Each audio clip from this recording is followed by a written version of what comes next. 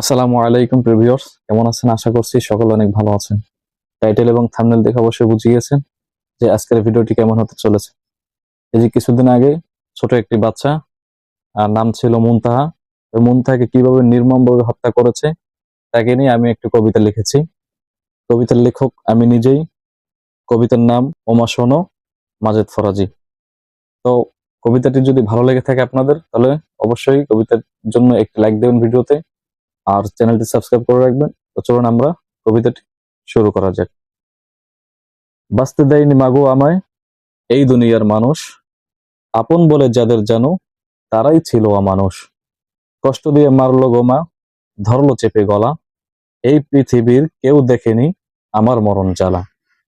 ওদের মনে ছিল না মা তিল পরিমাণ মায়া, কান্না করে বলছি গোমা একটু করো দয়া। গায়ের জোরে ধরলো ওরা, গলায় দিল রশি, কোন পরাণে বলবা গোমা মানুষ বড়ই ভালোবাসি। শোনো গোমা এখন আমি অনেক ভালো আছি, পরপরে আমরা দুজন থাকবো কাছাকাছি। মুনতাহা। তো কবিতাটি যদি ভালো লেগে থাকে অবশ্যই আজকের ভিডিওতে একটি লাইক করবেন, কমেন্ট করে জানিয়ে যাবেন কবিতাটি কেমন হয়েছে, চ্যানেলটি সাবস্ক্রাইব করবেন। তো দেখা হচ্ছে নতুন আরেকটা ভিডিওতে। ততক্ষণ সবাই ভালো থাকুন, সুস্থ থাকুন। আল্লাহ হাফেজ।